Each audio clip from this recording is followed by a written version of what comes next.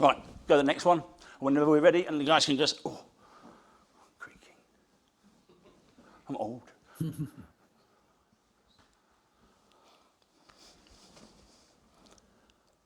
Hello, Carl. Hello from England. Hello, David. Can you hear us okay? Hi, we can, Rory. Hi, we can. Hi, Rory. Morning. From sweaty England. Yes. They're all worried they've got no air conditioning. I live in Dubai and I came to the UK to get away from the heat.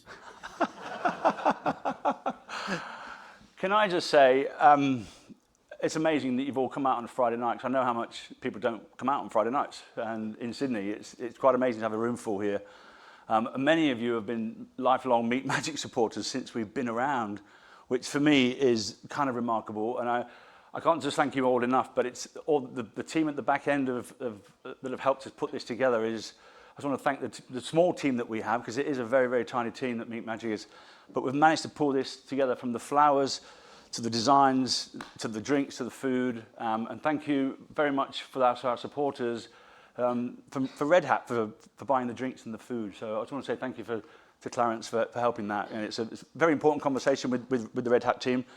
But we'll talk about that later. So this little get-together is really about something that I landed across about a year or so with Matthew. So I've known Matthew for 20-odd years. Matthew trained my daughter in swimming, mind coach stuff. So it was that. She was 12 and she's 23 now. That's how long we've known each other, which is... We reconnected a couple of years ago, and Matthew's one of the heads of the business school at UNSW, and he's come up with this thing that is all around AI and human intelligence. And the human intelligence piece, as you'll hear in a minute, is the most important part of any AI adoption at the moment. It's the most topical conversation on the market, and I could think of no one better to have a conversation with than Rory Sutherland, who's the Vice Chairman of Ogilvy and our Chief Evangelist. So in the room, you've got both academics and behavioural science masters. If you don't know Rory, I'll be very surprised. He's arguably the most famous advertising man on the planet. And we're very, very blessed to have him on our team to support us. And so I just want to say a massive thank you to Rory for giving us your time, and for David, who's actually over from Dubai. David's in London at the moment. Like he said, he's tried to escape the 35-degree heat in Dubai, but unfortunately he's got the 35-degree heat in London and there's no air conditioning. So, they're all struggling a little bit. But I want to just very quickly hand over, because this is not about Meat Magic. This is about, you've come here to see David and Rory and Matthew, and I just want to hand over to David now to moderate this, and I will shut up. But thank you all very much for coming and for giving us your Friday night.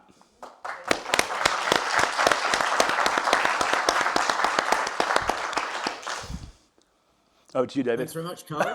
And unlike the other two learned gentlemen, I'm not an academic. I've worked with PwC and KPMG for 30-odd years, and then spent the last 7 years at Oracle, selling software as a service and artificial intelligence. So I've been on the business side of things, and I'm really looking forward to this conversation with people who are far more intelligent than me. So I'll just hand over to Rory for a quick intro online, and then Matthew afterwards in the room. So Rory, just a quick intro. So I'm not really a behavioural scientist with any kind of credentials whatsoever. I've just spent about 38 years in direct marketing, advertising, and then founded a behavioural science practice within Ogilvy 15 years ago. And I've always regarded consumer capitalism and marketing in general as kind of the Galapagos Islands for understanding human behaviour. That in other words, the correct way to understand business, commerce, and an economy, I think, is Darwinist, not Newtonian. In other words, go and observe what's really peculiar and then try and work out what's going on, rather than develop a theory in advance and force fit things into it.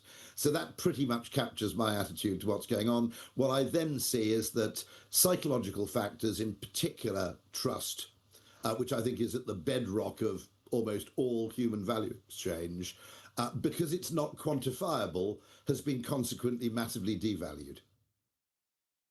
Fantastic. Thanks very much, Rory. And Matthew, over to you. Yes, my name is Matthew Byrne. I have a deep interest in leadership and strategy in business.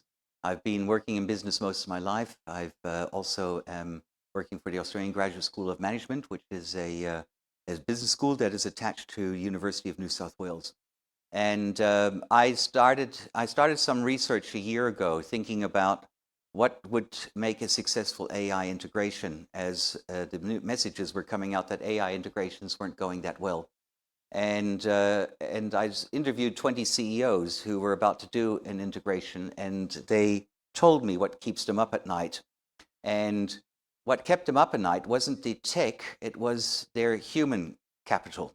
And so I then went out and created a model and did a research on 600 or 550, it's now 600 case studies over the last 4 years of AI integration, and actually found that the AI is not the problem, that HI is the problem, or the human intelligence side of it.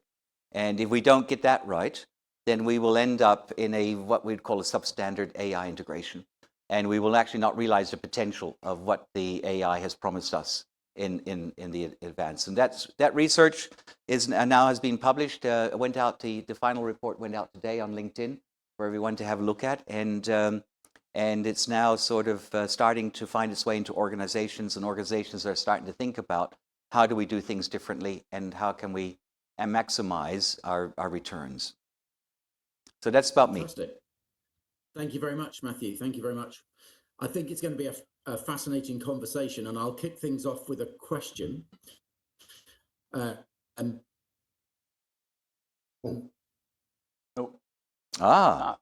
Air conditioning took the router out. Yes. Firstly, You're back, I think. Oh, no sound. So, David, we lost you there. Can you repeat the question for us, please? You believe that small smart TV are more than the big $1 million transformation. Can you hear me now? Yes. Can you hear me now? That's amazing. Technology fails us at the final moment. I can hear that. Yeah. Okay. Am I back on again? Yep. Yes. Yes, you're back on. I can take that question. It's the idea that, by the way, this is only part of the solution, but just as it's sometimes said that management is a series of symbolic acts, I think that one of the things that we misunderstand in human psychology is that it's both for good and ill, it's subject to significant butterfly effects, that very small symbolic gestures can achieve remarkable results by effectively changing the entire frame or climate within which judgment takes place or transactions occur. And so one of the problems I notice in business is that symbolic acts generally play very well with, for example, the consumer or indeed the employee. They don't play very well with the finance function because they tend to look superfluous. And so one of the things is that we largely generate meaning by through what we do that we don't have to do. And I have an argument which is in communication, in behavior, optimized for surprise, because the things that people weren't expecting carry a lot more emotional freight than the things that were previously negotiated and expected. And I'll tell a very quick story about this, which is quite funny.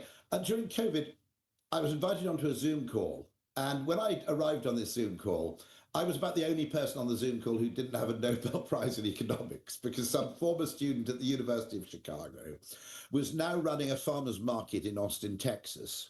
And he wanted to ask expert economists what you do with the last vegetable in the tray. Because people tend to look at the last cucumber or the last zucchini or whatever it may be, and they think that's the one that none of the other customers want, so it becomes devalued.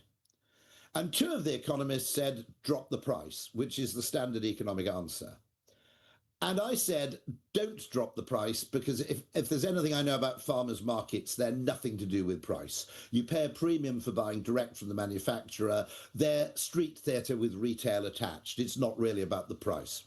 And my suggestion was, once there's only one pumpkin left in the tray, hide it in your van, wait for one of your best customers to come along, reveal it and say, I've been saving this for you, and give it to them.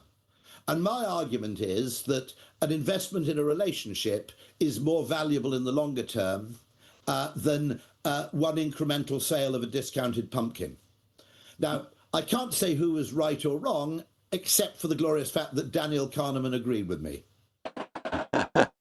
But those things, I always argue there are two kinds of capitalism. There's transactional capitalism and there's relational capitalism. And that the most great businesses start effectively with a relational idea, with a psychological idea, sometimes just on the basis of a tiny psychological insight that everybody else has overlooked. What tends to happen as they become larger is the need for the appearance of neatness and quantification forces them to become more and more transactional. And the end state of that is what I call Soviet-style capitalism, where it's notionally capitalism, but it's more interested in actually meeting performance targets than it is in generating lasting, enduring value. Look, Rory. Matthew, I was going to ask you actually, do our audience need to pick one of these, or can they do both? Look, I think when you think about, what Rory just said about, that most organizations start off with a relational principle, and then in order to become efficient, they become transactional. We have spent the last 200 years in large organizations developing and training our people to become masters at transactional working. And that is also how we generate trust. We generate trust through the transactions we have with the people, and if they become trustworthy or not. And so we might look at your dependability, and are you a person that comes to work and is dependable? I can depend on you to get the job done. And if you do that well, I build trust in you. I may also think about your judgment. Can I trust you to make a good decision? And so you make 10 good decisions, and so now I trust your decision making. And so in organizations for many years we've built trust through that transactional trust way of doing it. But the reality is, and I think this is not news to anyone online or here in the audience, is that this AI transformation is going to be over in 18 months. And the way we're at the rate of adoption and the rate of acceleration that we're going on now, we may not have 18 months to build trust in organizations in order to be able to get the best possible outcomes of our AI integration. And so we now need to think about how else can we build trust. And one of the things that if you look into trust teaches us there's an other side of trust. The other side of trust that we tend to use really well when we are in our relationships, and that's what we call relationship trust. And the key ingredient of relationship trust is what we call intimacy, or as I try to rename it, is into-me-see, right?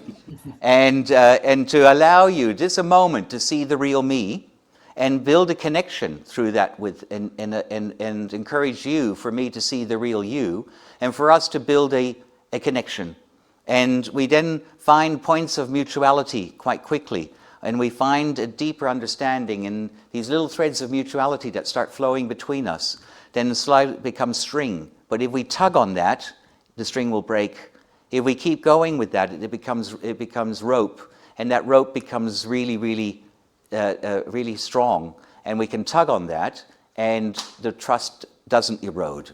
And we can have disagreements, and we can have difficult conversations with each other without going into and still recover after that. And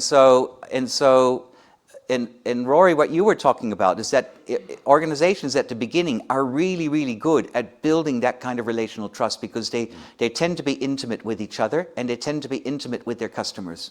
And the customers have gone on a journey with them, like here with Meet Magic, right? There's an intimacy that exists between the Meet Magic members and the Meet Magic team that have come together. And then eventually what happens is, you get bought, LinkedIn buys you out for $25 billion and creates a big platform over the top of it, and then it becomes transactional. And now they want to get the efficiency by putting AI over the top of it, and now the trust is no longer there.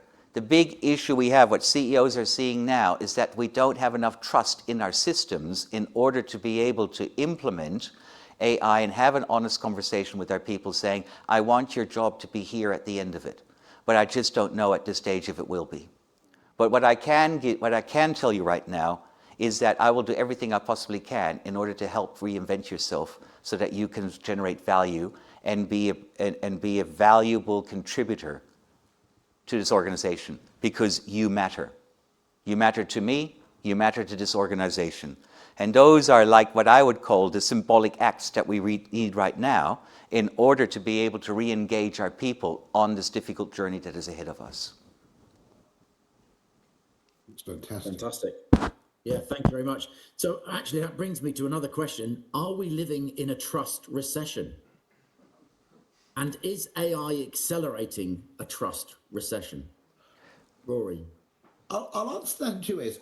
There is a massive problem in that for about 150 years, it was implicitly understood. It was a kind of unwritten, unspoken, but mutually understood assumption that if your employer did well financially, you do okay. I'm not saying that the interests were perfectly aligned or that the rewards would be distributed proportionately.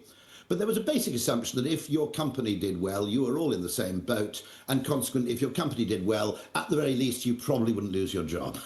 Okay. Yes, there's a social contract. There was an implicit social contract which was just understood. And I think the early adoption of technology, robotics, etc., in manufacturing, or indeed offshoring, challenged that fundamental assumption. You know, the whole business of outsourcing and globalization challenged that assumption in terms of manufacturing work. And now we have effectively AI challenging that assumption completely in terms of what you might call the knowledge economy.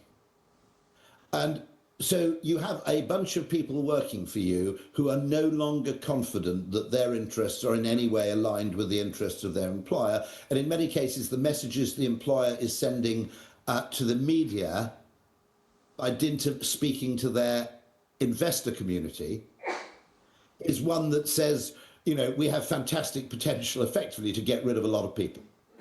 I also worry about this because in publicly held companies, which are much more transactional than family companies or founder-led companies, the general way in which AI will be adopted for purposes of convenience, but also to spin a narrative to the city, as it were, is one of cost saving. I think in family-owned companies, I think in founder-led companies, in certain companies, the idea is perhaps we can do more with the same, which is broadly speaking an optimistic message for the employees. I think when AI companies, when the bill comes due to AI companies and they need to make money fast, the most convenient sale to any of their corporate customers will be one of cost saving, not one of opportunity exploration.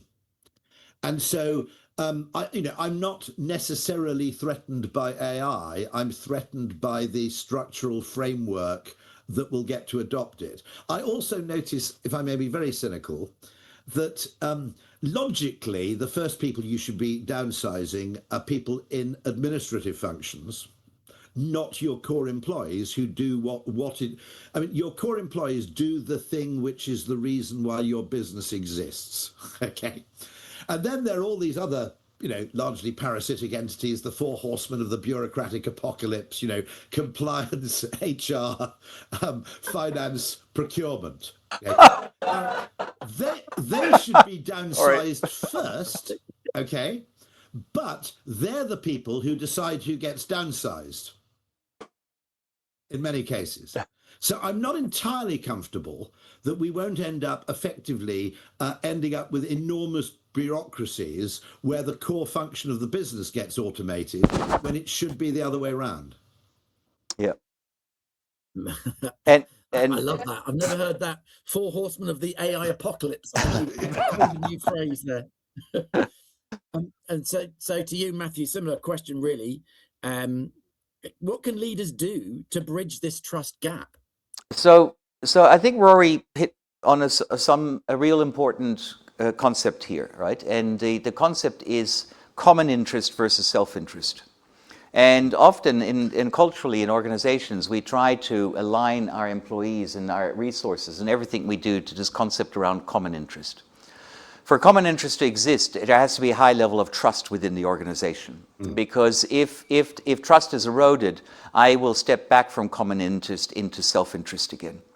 And so we struggle in organizations these days in order to find that common interest, because we are at a record low of trust in the world.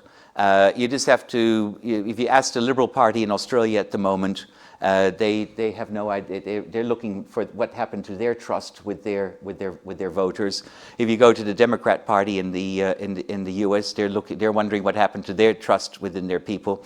If you go to the Labour Party at the moment, or the Tory Party in the U.K., they've lost trust with their people, and these people are now moving into different blocks in order to find alternative solutions to the problems that the other people can't derive for them anymore. And so what's happened is in the trust area, what has happened is what Rory has described in the economic area, is that we have tried to become efficient by trying to be as like each other as possible. And because we've done that, we have traded away our competitive advantage, our uniqueness, our quirkiness, the thing that makes a difference, and the thing that actually wants people to be with us, away to try and be something that we are not. And so efficiency commoditizes my business, and I become a commodity, which means that I become a price taker in the end, not a price setter. And so therefore, the more I become efficient, the more my profit margin will erode, and the more I have to become efficient. And the cost of that is trust within the organization, because I may have to mislead or not be truthful, not be transparent with my people as I'm trying to become more efficient. And I'm not getting the best solutions because my people are not buying into the whole process.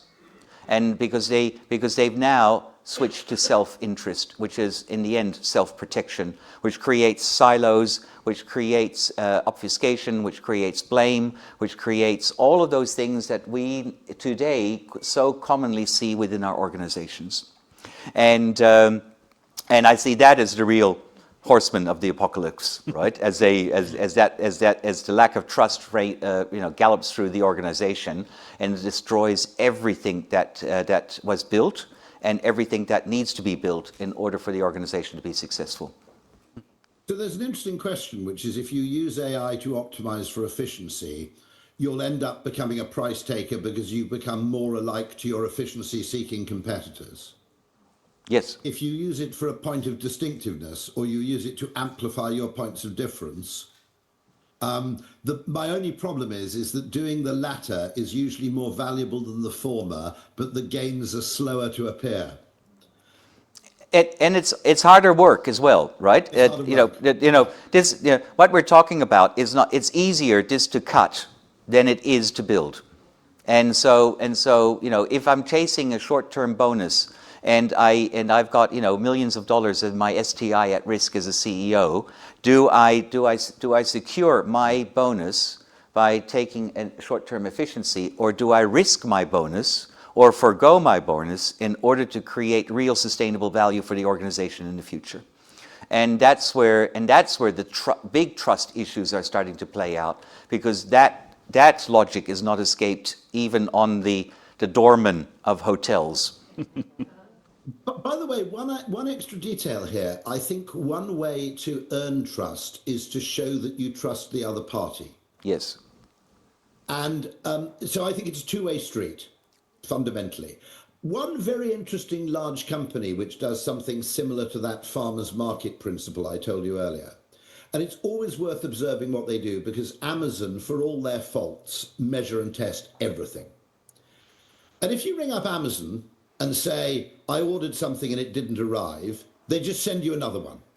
Now, just to be clear, they don't do that to everybody, because trust grows over time. If it's the first thing you've ever bought and you claim it didn't arrive, they treat you with a measure of suspicion. After you've bought 150 things and the 151st thing doesn't arrive, they give you the benefit of the doubt. Most organizations now, particularly because the internet, anything online, for example, has to be proof. It has a very large attack surface. Everything's calibrated to the lowest level of trust. So when you sign into a website, or if you try and open a bank account, you're subject to the same level of scrutiny and suspicion as if your surname was Escobar and they'd never heard of you. You try and open a business bank account with a bank you've had an account with for 25 years, and you're basically treated to the same level of suspicion as if you're a mysterious character in dark glasses who just wandered in off the street. And so part of the reason trust is being eroded is that businesses are going, oh no, our customers aren't trusting us. But they're not manifesting trust either in the opposite direction. They're not giving anybody the benefit of the doubt. Every single transaction is maximally optimized for what you might call, for effectively being proof against the most dishonest actor. And it's very interesting. There's a wonderful finding, by the way, in business, which was always regarded as being counterintuitive or a paradox, which is that customers who've had a problem with you, which you resolve satisfactorily, are more loyal subsequently than customers who didn't have the problem in the first place. But seen through the lens of trust, of course, that's completely rational, because your reserves of goodwill have now been tested and not found wanting. Everybody can be a fair weather friend. Everybody can be a great business when everything goes right. The businesses we actually devote our loyalty to and are accustomed to are those which will actually dig into their pockets occasionally when something goes wrong. And so it's worth noting that one of the things that's very rare is I've never had a brief which says, let's come up with 10 ways in which we can demonstrate that we trust our best customers. Yes. Yep. And I've never seen a brief on how we can build strategies in order to trust our people more, or actually give them the trust. Particularly when it comes to AI, right? Particularly with AI. I mean, how can leaders, how can the people in our audience today get their employees to trust them when their focus, when particularly the leaders' focus, is around their bonus and profitability? How can we make that change happen? Well, I'll start this one off, Rory. It requires a courageous act, and it requires a courageous act of our leaders to actually put the common interest ahead of their own interest, and to actually state that I'm putting something at risk for our shared benefit. And that what I need back from you is your commitment to us, that you will reward this commitment I've given to you with extraordinary work and staying connected to the problem until we solve it. The issue we're facing in these days is that the problems we are facing these days are far more complex than they were beforehand. So therefore, we don't have the answers. And we used to be leaders where we knew everything, and so therefore we could tell everyone what to do. And we could be that sort of leader from the front. Whereas now we're leading people and we don't actually know the answers ourselves. We actually have no idea what's coming next. And so we have to lean into this uncertainty, to this discomfort. And I need you to trust me enough that you come on that journey into discomfort with me. And that you stay in that journey of discomfort until we actually find a breakthrough and a solution. Ultimately, we always do, right? And we always find that. And Rory, you know this from the creative process at your advertising agency, when you said, give us 2 weeks, and you come up with 78 dud ideas, but the unwavering belief is that we're facing into this complexity together, and the answer will come. And then all of a sudden, the breakthrough idea emerges. And then all of a sudden you can double down on that and you can move forward with that. And that is what leadership is required to do. And for that we need to put more at risk, or what I call take personal risk. And being public about the risk that I'm taking for us. Not just for me, not just for the organization, but for us.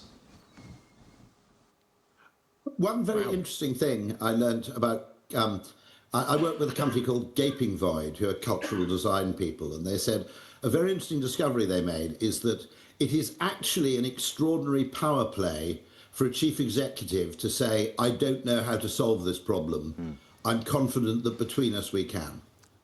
And actually you gain enormous stature through the honest admission of weakness. What's interesting is that most CEOs find that almost unbelievably painful to make as a statement, because they're still in the mold where you have to pretend to know everything and know exactly what you're doing. And so admissions of uncertainty need to proliferate. Yes. Quite dramatically, I think. And the issue here, very, very clearly, the issue here is that I make a big assumption that you need certainty from me, when what you actually need from me is humility right now. One analogy I'll use here, which I think works in Australia as well as the UK. I've never heard anybody get really, really angry about being done by an average speed camera. So we have, I imagine you have the same, you have fixed speed cameras, which are, if you go at 62 kilometers an hour past a 50 kilometer an hour speed camera, you are fined. That's it. Then you have average speed cameras, which leave you with the freedom to use discretionary judgment along the way. You could break the speed limit briefly to overtake a huge truck, for example, okay? Provided you meet the overall wider criteria. But they leave room for discretionary judgment in a way that a fixed speed camera doesn't. I think what's happened is that because tech has allowed us to measure a lot of stupid little things, what we've done is we've imposed a lot of fixed speed cameras on business behavior rather than average speed cameras. And I think there's a great phrase, which, by the way, was meant as a criticism, not as an encouragement: what gets measured gets managed. And I think there's a problem that what gets micro-measured gets micromanaged. And actually allowing teams the autonomy. A guy who died recently, a Nobel Prize winner for economics, argued that the reason capitalism works is that as you go down an organization, there are all these people who have the autonomy to use ingenuity to solve the problem through their understanding of the specific context, which you don't have in a top-down control economy. And to some extent, our need to measure everything and to quantify everything and then to impose targets on small things is actually destroying that magical feature of free market capitalism. Yeah, fantastic. And I mean, so it sounds very simple, right? Both Matthew and Roy, it sounds simple that to gain trust, leaders just need to be honest. Is that right? Is that what you're saying? Helps a hell of a lot. It helps a hell of a lot. Actually, yes? But actually, many leaders are just staying silent. And that silence in itself is damaging trust. So what small things can leaders say and do to build this trust? I'm sorry. I should have done better. I failed you. And I'm here to spend a bit of time with you, to listen to you and to learn from you, and for you to help me in order to solve this problem. Wow. So I'd love to hear from the audience. In the Q&A coming up in about 5 minutes, I'd love to hear some feedback from the audience on whether they feel comfortable doing that, because it is a massive leap. But I think, I think, as you've both said, the pace of change is so crazy with AI. I don't think anybody can say anything different. But keeping silent scares people. Well, I think that's the thing that I'm working on a paper with Stefano, who's in the audience right at the moment in the back there, right? And on AI amplifying your culture, and we believe that if you don't say it, AI will say it for you, right? So either your staff are going to hear it from you, or the staff are going to hear it through the AI that what is being done. And I think it is better for me politically if they hear it from me than rather through AI. Because AI is just going to amplify the fact that it's not working. And if I'm trying to protect a bad decision I made by putting a piece of tech into the thing that doesn't work, and I fire everybody who complains about it, and everybody has learned to live with this tech even though it doesn't work, and we just don't talk about it because Matthew gets really, really upset about it, AI is going to point that out very quickly that this is not working and needs to be changed. And who was the dummy that actually insisted on doing that? And why have you been running this for the last 3 years knowing it doesn't work? Yeah. There's also a self-aggrandizing narrative, which obviously appeals to managers, which is that most significant innovation starts at the top and is intentional. If you look at the history of science, most significant innovation emerges at the bottom okay, and is an act of inspired observation by someone on the ground, which then translates upwards. And that's penicillin, that's Viagra, you know, it's, I mean, the Wall's Viennetta ice cream. It was not, no one had the idea of producing scrolling ice cream. It was actually a faulty extruding machine which produced the effect by accident. And someone noticed that it looked really cool. And actually, you need your corporate AI strategy to be just as receptive. This was why I think outsourcing manufacturing to China was such a catastrophe, because it meant that all the innovations that happened in the act of making and doing got stuck overseas. They never made their way back to you. And because there's this lovely narrative that we design the product, someone else makes them, that reverse process, which is effectively happenstance discoveries actually translating upwards, a very large amount of your innovation might be driven by your suppliers, for example. And the fact that the narrative of top-down command and control doesn't like that story often means that it closes itself off to it. And in science, it's considered to be 90% of significant discoveries happen backwards. Yeah, but you know, Rory, that control is just an illusionary concept we tell ourselves so that we don't have to suck our thumbs and rock ourselves to sleep at night, right? And we know that control doesn't actually exist, right? We think it exists, we want it to exist, we want to be in control of something, but we actually never are, right? I think a great Sir Martin Sorrell quote, which was, a lot of value is destroyed in the pursuit of organisational neatness. Yes. Yeah, scary. And AI is the ultimate in organizational neatness. So does that mean it's going to destroy value? Not necessarily, actually. It depends how you use it. Yeah. Genuinely. It can be, if you use it badly, what you're doing is optimizing for average. It's also worth noting that all data sets come from the past, not from the future. So it will need humans to effectively de-bias it, actually. And also de-bias it against being ludicrously deferential. Wonderful idea, Rory. I see you spotted. And actually, I need to train it just as much to actually go, you haven't thought about the opposite problem. And I think that's a really good point, because there are 4 things we need to become better at. If we become better at these, then AI becomes a fascinating, productive tool that allows us to do so much more than we've ever have done before. And that the first one is context. We need to be able to understand the context in which we operate, in which society operates. We need to understand the circumstance. In what circumstance do we wish to act at this moment in order to make a difference? And then it's social logic, about what is the actual logic that it is the logic of our society and our cultures that actually dictate the way that we move. And then we can use that to unleash creativity. We've been training, and I come from a university, and this is my fault, right? I admit, I'm sorry, right? We've been training your children, and we've been developing your children to become more machine-like, and to follow process, and to be job ready. And we don't teach them how to think anymore. We don't teach them how to dream anymore. We don't teach them how to engage in philosophy and imagine that none of us are real and we're only the figment of each other's imaginations. And we don't go through those exercises in order to be able to understand what does humanity mean to us, and what is context and circumstance that I need to act in.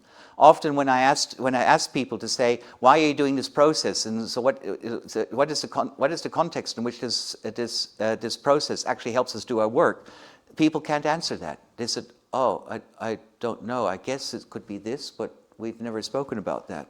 We spoke about the technical aspect of the 7-step process, not the philosophical aspect of why we have this process. And so I'm advising school leavers at the moment to not just take a gap year, but to take 2 gap years, right? Travel the world, work as a barista, have fun. And then in 2 years, we might actually know what will be needed and what will be gone. Great We'll have twice as many Australians in London then. Yeah, absolutely. And you'll finally get a good coffee over there. Touche. Fantastic. I think we're going to go to Q&A in a few minutes, but just one final question, really, just to say, in 2 years' time, Matthew, when those people come out of their 2-year gap year, what do you think the successful AI leaders will look like? They will understand that the concept of being is more important than the concept of doing, because we define ourselves by doing. We like to be busy, and I look around the room, and most people don't work a 37.5-hour week in this room. Am I correct in that assumption? Right? You're working more hours, and so therefore you're working harder rather than smarter.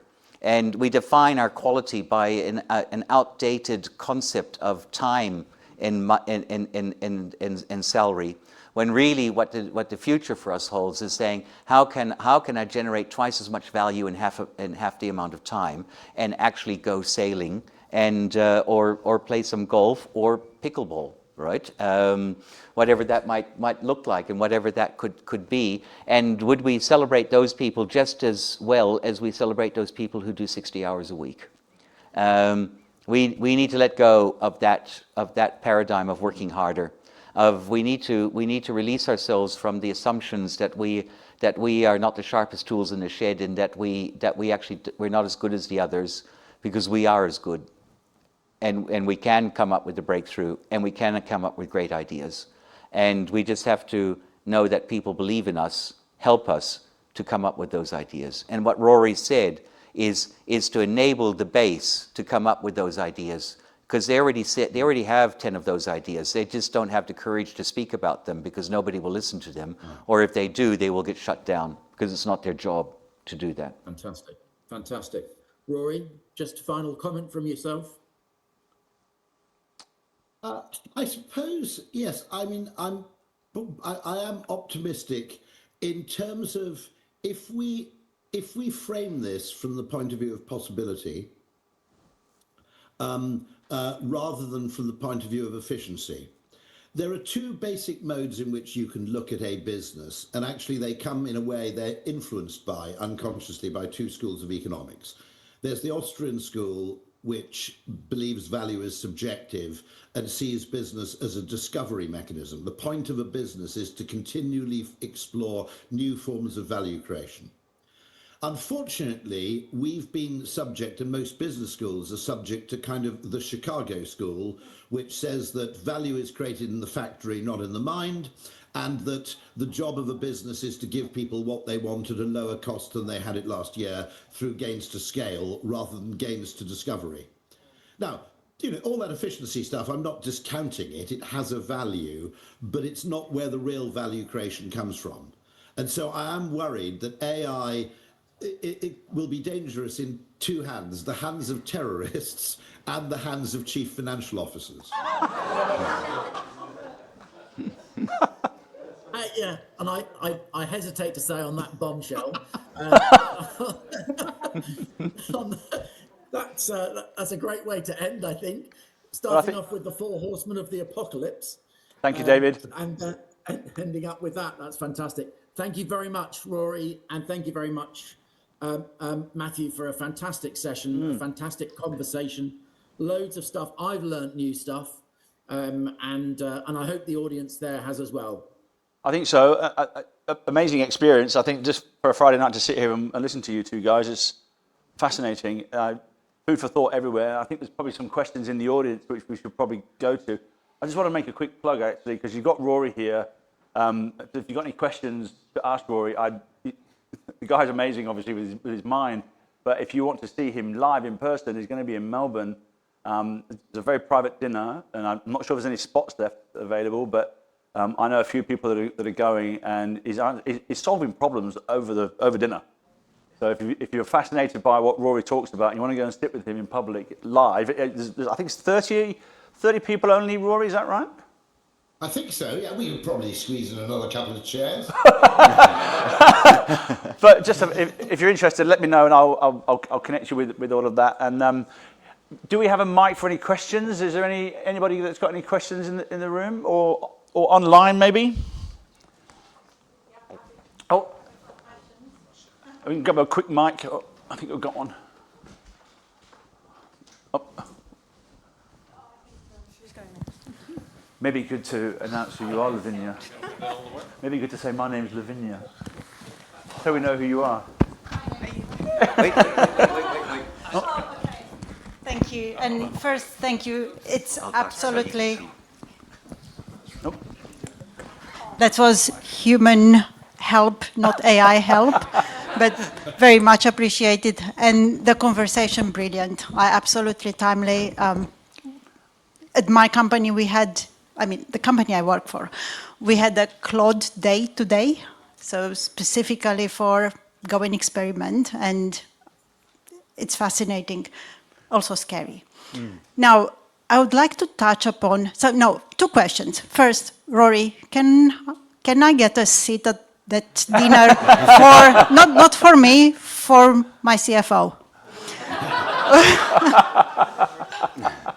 And secondly, you both touched on the potential plays of AI, be it either efficiency or increased value.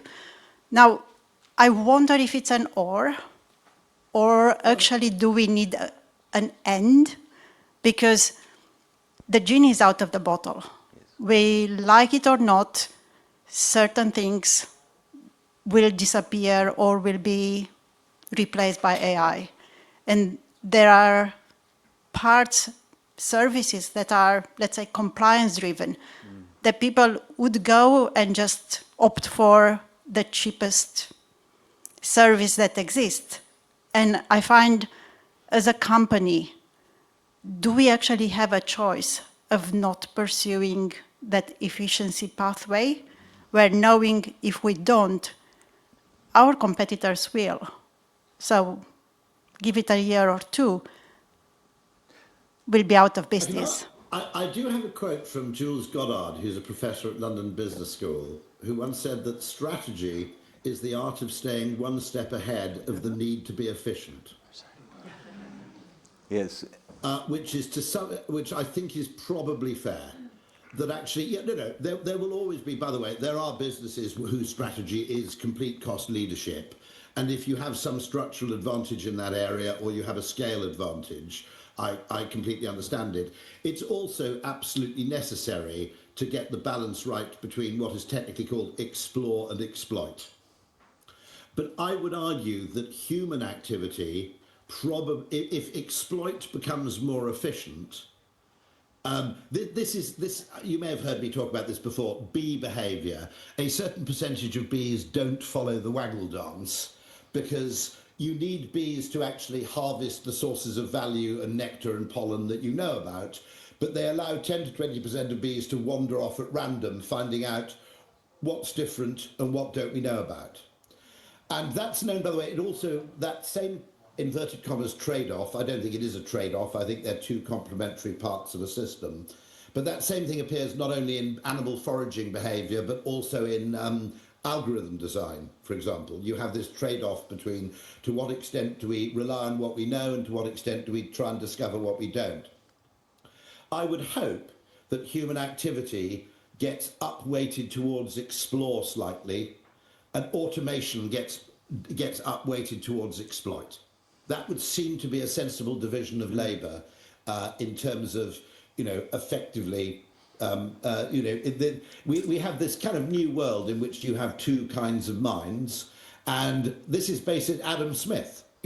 Each one should do what they're best suited to do, what they're uniquely good at. And I would argue that, what isn't yet known and dealing with, wider philosophical questions is still a human strength. Execution might well be very much a silicon strength, not a carbon strength. Yeah. So getting the balance right is absolutely critical. Yeah. Can I just add my perspective? Strategy is important, and having a strategic goal to avoid becoming a commodity is vital. But culture eats strategy for breakfast. And if your culture cannot deal with either becoming more efficient or becoming more effective or becoming more living in possibility, then all of your strategies are going to be wasted anyway. The question I ask is I've tried all AI engines, right? All of those, and if you hear from a specific one, I've used all of them. They seem to be all very similar to me. And so therefore, if you're a Claude or a ChatGPT or an X or a Grok or any of those other things like that, we're all going to end up in the same place. So therefore, there's no advantage. And so the only thing that you have is that you have this moment of advantage because you went first. And so therefore you have 6 months before everybody else is caught up, where you've made more profits than anybody else has, and now you're back in the same situation. And the question is, what are you going to do then? How are you going to cut costs even further, right? And how are you going to be able to get Claude to reduce their tokens by 75% so that you can become even more efficient? No, the question is rather, can you afford not to? Yes, I think the question is, can I afford not to? And the answer is you cannot. If you buy into the efficiency argument, your organization is lost in the long run. If you buy into the we're going to use this efficiency in order to drive new ideas and new concepts forward, you have a chance of taking an extraordinary chunk of the market. The one thing we cannot forget is that in 2062, the world population will be for the first time negative growth, which means that the thing we have relied on as lazy capitalists is population growth. And in 2062, population growth is going backwards, which means that every year after that, there'll be less humans who can buy our products, drive our Maseratis, fly with our airlines, and buy Rolex watches. And so if that happens, the only way you can actually stay in competition is by being better than the others, not by being the same as the others. By the way, the survival of the Swiss watch industry should provide a source of optimism for all of us. But yes. Most people who have a £10,000 Rolex set it by looking at their mobile phone. or by looking at a £20 Seiko quartz. So I don't know if that answers your question, but I think organizations have no choice but to innovate. Daminda. Yeah. Hi, Rory and Matthew. Thank you. It's a great presentation. I got two questions, one for Matthew, one for Rory. So Matthew, you talked about the human, the being, right? So we've been teaching leadership skills from business schools, courses. So are you saying that everything we learn need to unlearn and learn something new to restructure the whole leadership thing, and what we're going to learn just being in the centralized point? Does that mean then obviously the whole leadership learning capabilities need to revamp and shift and pivot? Yep. I'll answer that first. So I apologize for having been a bad leadership person for the last 20 years, because most of the stuff I taught is no longer relevant anymore. What I have learned is that the essence of good leadership today, and what we need to do, is to mobilize others into action towards a common goal. And so therefore, when we mobilize others towards a common goal, our active leadership is over, and we step back and we allow others to lead. And so how do I help people? How do I mobilize people into action? And the only way you really do that is by developing trust. And so when we are in a situation where we are in a low trust environment, it's really, really hard to mobilize people into action. The other concept that a leader really needs to understand is that that momentum is everything, and being right or wrong means absolutely nothing. And as long as I have momentum, and it might not be going right in the right direction, I can make those adjustments, I can fix that path. But if I stop because it's not perfect and I don't know the path, and I demobilize the organization, I create greater damage with that. And so as leaders, we're not trying to become technical experts or understanding what are the 7 principles of leadership anymore. What we're trying to understand is, how do I mobilize you into action? And how do I then make sure that the momentum that we have created does not get eroded? In the past, we've used leadership in order to execute strategy. And we have neglected culture because culture was just too hard for us to fix. And so we dealt with bad culture because we got the outcomes, we got the strategy, we made the money, we got the outcomes. Now we're no longer in that position where we can just lead strategy alone. We have to lead culture. And one of the things we've never done as leaders is being able to lead culture before. And so leading culture is slightly different than leading strategy. And I've got a couple of people here who've been on the general manager program that I run, where we really focus on how to lead culture rather than strategy. Strategy is still important, don't get me wrong. You have to have the vision, you have to have aspiration. But how we lead that is fundamentally changed.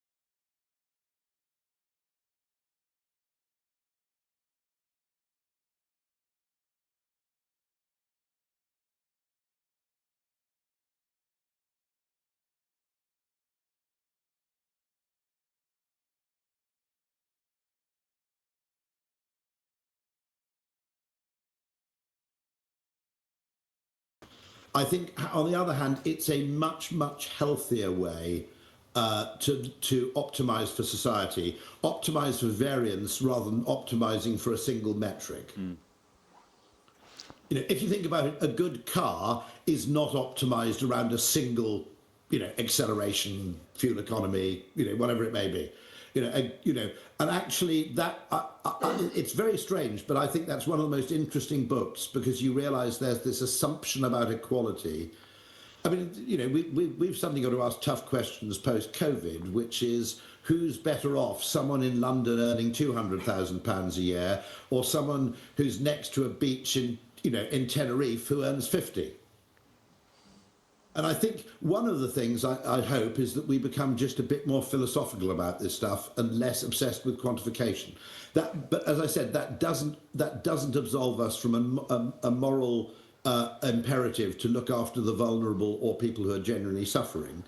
But there are lots and lots of different ways to be happy and successful, I would argue.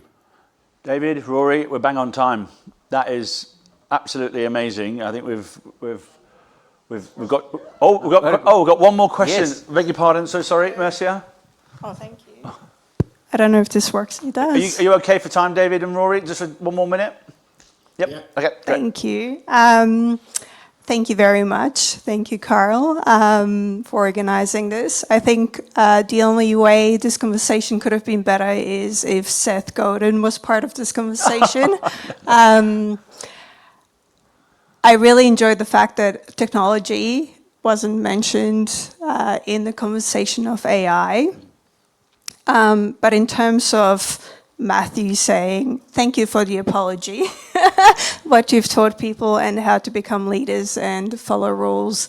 That's why I learned from Seth Godin that our current school system has been developed around the Industrial Revolution, where people were taught to follow rules. They leave school and they follow rules, therefore they don't think creatively. And I still see that.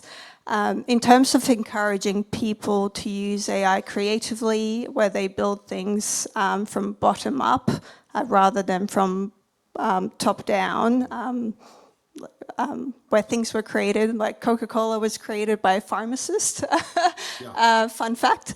How do we keep the momentum going with encouraging people to use AI without everyone sounding the same? So, for example, I work in cybersecurity, and I'm trying to outsource or delegate things to various people in the business to help me out, while at the same time trying to teach them about cybersecurity and the importance, including AI governance. This is being recorded. Okay. How do I make sure that they don't just go into Claude or ChatGPT or Copilot or whatever, input a very simple prompt to get out AI training, for example? How do we make sure that we encourage everyone and empower everyone to experiment, but ensure that they don't just rely on what AI puts out or what the outcome is? I've got a perfect one-sentence answer to that, which actually plays into Seth Godin's point. At school, you're taught there's a single right answer. There isn't. Actually, in real life, you're not necessarily trying to be right. You're trying to be less wrong than your competitors. But the other thing you're taught in school, which I think is fatal, is that it's cheating to change the question.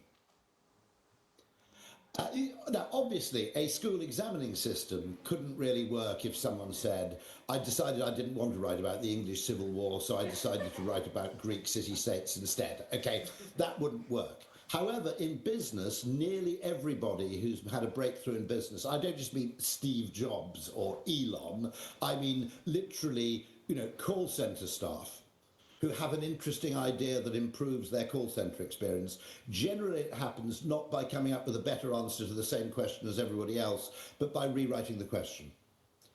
How do you encourage? My argument is that everybody in Silicon Valley was asking, what can a computer do? And Steve Jobs asked, how does it feel while you're doing it? How do you encourage everyone to actually rewrite their questions or change their mind? Or that's the issue that I'm seeing, because even if you go onto LinkedIn, everyone sounds the same because everyone's inputting things and everyone's AI is talking to AI. So, I mean, this conversation has been brilliant, but not everyone thinks like everyone else does in this room. If you go to kaggy.com/translate, there is a translation engine that translates what you say into LinkedIn language. And it translates, I've just been sentenced to jail for 2 years for fraud, into, I see this as a beginning of an exciting new opportunity, etc. Okay. No, you're absolutely right about this, and I think that's something that prizing curiosity and prizing what I think is, the greatest human gift in many ways is reframing things, not necessarily changing things, but getting people to look at the same thing in a different way. I think that becomes more and more important, and what we'll need, I think, is different, and I think more, how should I say, I think we'll need more localized and actually more local autonomy within businesses in order to really get the value from that. Because if you have simple top-down linear process, what you tend to do is you get to the same place as everybody else. It's very easy once you've got to the top of the mountain to see what the best route up is, but generally the best way to do it is to teleport yourself to the top of the mountain through imagination and then look downwards.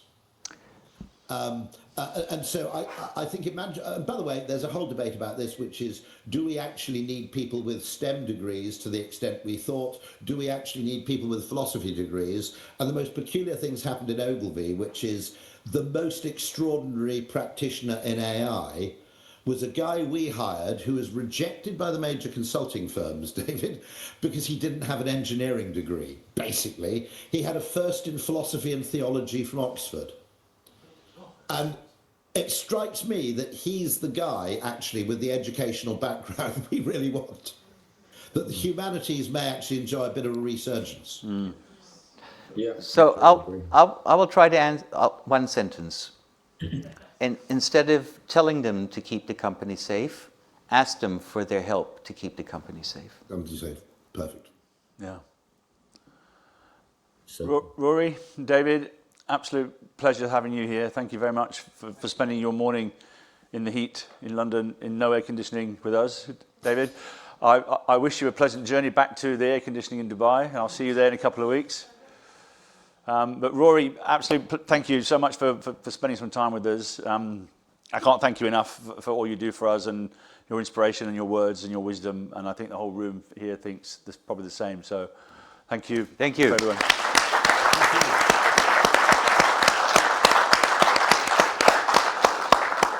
And on that note, it's Poets' Day here. It's piss off early tomorrow, Saturday. Beer's out there, so we're heading out. We're heading out there. So David, thanks very much for your time, and we'll see you soon.